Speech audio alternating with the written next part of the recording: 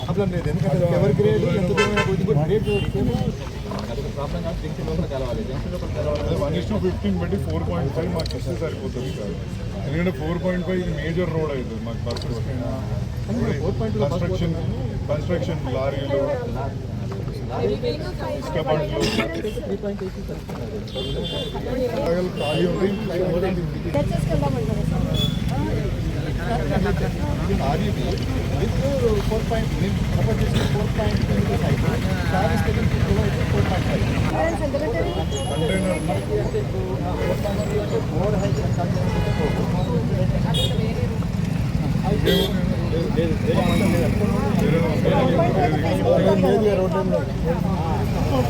ఇది ఒక్కటి చూడండి సార్.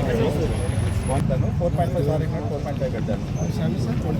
మనకి 4.2 4.5 రాలేదనుకోమ్మా. ఇక్కడ కన్స్ట్రక్షన్ ఇంకా ఖాళీ స్పేసెస్ ఎక్కువ ఉన్నాయి.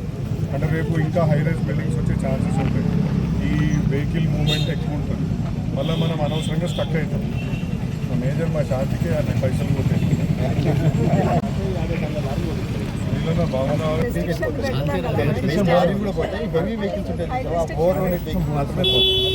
ఛాలెంజెస్ ఏంటంటే వీళ్ళ వాటర్ బాటిల్ హై టెన్షన్ వైర్లలో ఎక్కువ ఉన్నారు.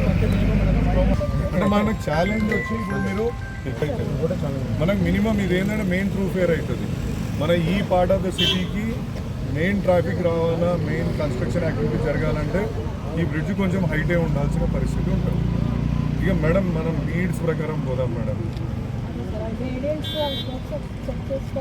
మీరు హైటెక్ సిటీలో కూడా అంతే 1:16 ఎవ్రీథింగ్ మనం రిక్వెస్ట్ చేసి మంచిగా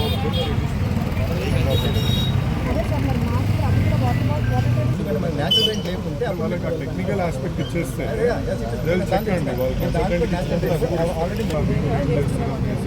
నేను ఊరుకున్నాను, బట్ ఇక ఏం మళ్ళీ చేయట్లేదు అనేది మళ్ళీ నేనే రావాల్సిన పరిస్థితి ఏర్పడుతుంది. సార్ మీరు సారు మనం ముగ్గురం డిస్కస్ చేసినంత నెక్స్ట్ వెళ్ళిపోవాలి. అనవసరంగా ఏంటంటే కాన్ఫ్లిక్ట్ రావద్దు. కాన్ఫ్లిక్ట్లో మనం ఒక్కసారి డిస్కషన్ చేసుకుందాం. If any possible alignments, bridge size తక్కువ చేసుకోవడమా అటువంటిది ఏమన్నా చూసుకొని మాకు కన్వీనియంట్ ఏమంటే చెప్తాం. మరి ఇప్పుడు 100 ఉన్నాయనుకో, దాన్ని 50 ఎట్లా చేయాలనేది చూసినాక దాన్ని వెళ్ళుకోవాలి. దాని అందునుంచి కొంచెం టైం ఇవ్వమని చెప్తున్నాను. సార్ని కూడా పొద్దున్న రిక్వెస్ట్ చేసిన, ఓకే అన్నారు. మీరు నాకు ఒక్క టైం ఇస్తే will discuss about the alignments and bus road ఆ బస్ రోడ్కి 3 మీటర్లు ఇస్తే బిల్డింగ్ పోకుండా ఒక బిల్డింగ్ పోతుందంట 3.5 ఏమవుతాడు చూడనే చూడండి. ఏం కావాలంటే అంటే మనకు అది మెయిన్ రోడ్, అది అసలు మెయిన్ రోడ్డు మనకి ఇప్పుడు బస్ రోడ్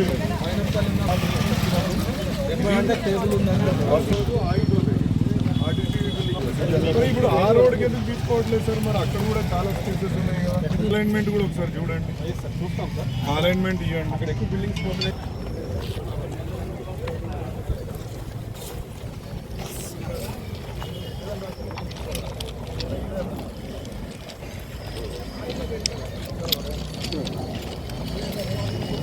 ఇక్కడ ఛాలెంజ్ లేదు. బిల్డింగ్ లేదు సార్, అక్కడ పైప్ లైన్ కూడా ఇంకోటి మొన్న ఏదో మన వాళ్ళని కూడా కొంచెం ఆత్మని చెప్పారు. 20 ఉండే కదా మీరు ఇచ్చింది, 120 స్తంభం వరకు వచ్చేస్తారు. మీరు కూడా ఇంకకే ఉంది.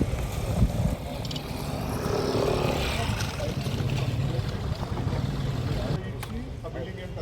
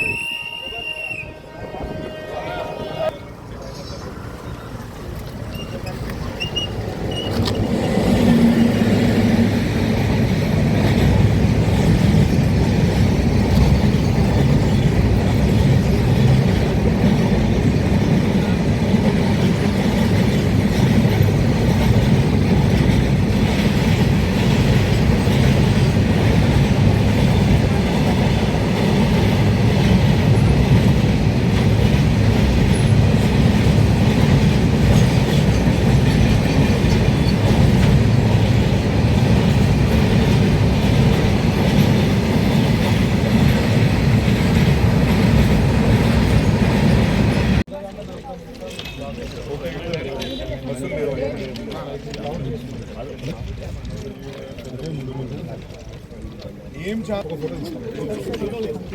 నెట్ 3 ఇస్తారా కట్టరుది బయట మీరు అంటే బ్యారియర్ పెడతారు కదా దాన్ని ఇస్తారా బ్యారికేడింగ్ అది ఇస్తారు పెట్టిన తర్వాత మనకి 2.9 ఎందుకంటే అంబులెన్సెస్ ఇప్పుడు మినిమం అట్లాంటి వెహికల్స్ అది వస్తుంది కదా అట్లాంటి అవన్నీ పాస్ అయ్యేటట్టు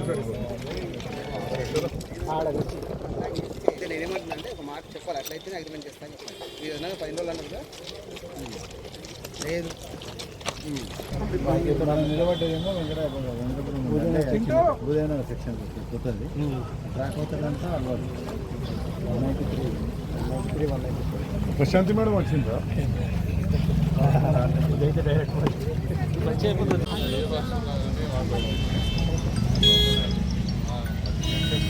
ట్రాఫిక్ సార్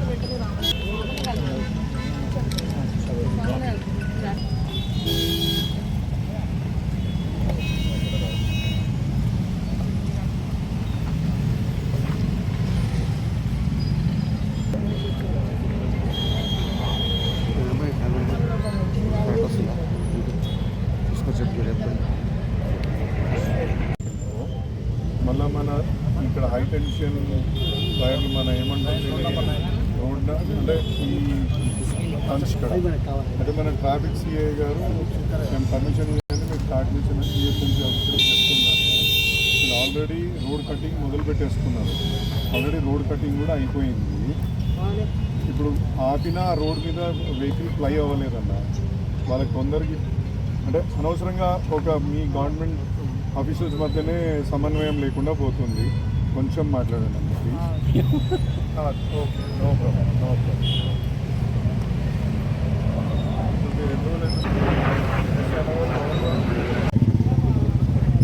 వెహికల్స్ వల్ల ఏం అవతలే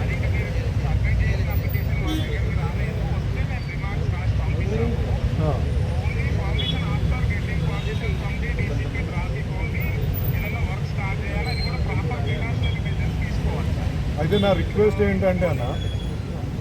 ఏంటంటే వీళ్ళు ఆల్రెడీ రోడ్ కటింగ్ స్టార్ట్ చేసేసిండ్రు. నాకు చెప్పి ఒక మేజర్ రోడ్ని తవ్వేసిండ్రు. కొంచెం ఇక మీరు ఈ ఒక్క పనికి చేయండి. నేను కూడా డిఈ గారికి ఇక్కడ 2 డిఈలు ఉన్నారు నా దగ్గరనే. వాళ్ళు ఫర్దర్గా ఏదైనా ఉంటే మీకు ఒక 15 days మీకు పెట్టుకున్నాక మీరు పర్మిషన్ ఇప్పించినాకనే స్టార్ట్ చేసుకోండి సార్.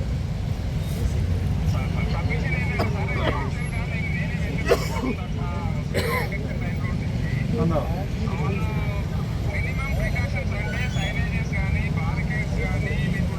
అవన్నీ ఉన్నాయన్న ఇప్పుడైతే ఇప్పుడు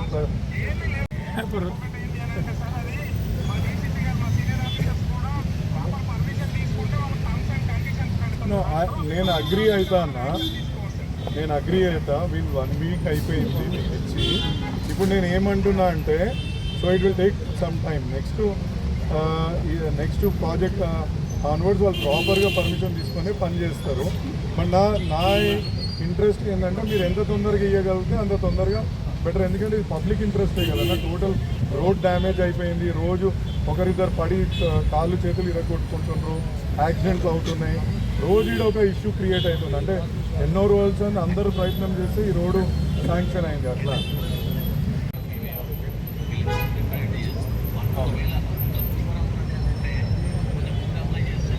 వాళ్ళు డెఫినెట్గా మీకు 15 days విండోలో మీకు అప్లై చేసుకుంటారు, శాంక్షన్ చేస్తారు. ప్లీజ్ అన్న, థ్యాంక్ యూ అన్న.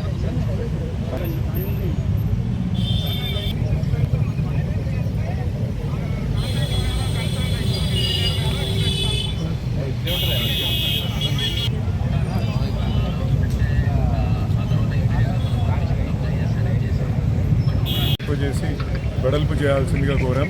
కొందరు కబ్జా పెట్టుకొని చాలా ముందుకు వచ్చిన పరిస్థితులు ఇక్కడ చాలామంది మా మహేంద్ర అన్న కాలనీ వాసులు అందరూ మంజిరా కాలనీ వాళ్ళు ప్రతి ఒక్కరు వాళ్ళు కంప్లైంట్ ఇవ్వడం కూడా జరిగింది. తప్పకుండా టౌన్ ప్లానింగ్ ఆఫీసర్లకు చెప్పి వాటిని ఆ ఎన్క్రోచ్మెంట్ని, ఎందుకంటే ఈ యొక్క రోడ్డు ఈ లైఫ్ లైన్ని పాడు చేసుకునే ఉద్దేశం మాకు ఎవరికి లేదు. తప్పకుండా దీన్ని ఎన్ఫోర్స్ చేసైనా ఈ రోడ్ని పెద్దగా చేసుకొని ఇక్కడ బిజినెస్లు కానీ ఈ ఏరియా డెవలప్మెంట్ కావడానికి మేము చర్యలు చేపడతాం. అదేవిధంగా ఇవాళ 2 రైల్వే ఆర్యూబీలను పరిశీలించడం జరిగింది. ముఖ్యంగా బిహెచ్ఎల్ దగ్గర, అల్వాల్ బిహెచ్ఎల్ దగ్గర ఆర్యూబీని పరిశీలించడం జరిగింది. కొన్ని గ్రేడియంట్స్ డిస్కషన్, ఎందుకంటే మన Venkatapuram side, west Venkatapuram side ఇంకా కన్స్ట్రక్షన్ చేయాల్సిన ఏరియాలు చాలా ఉన్నాయి.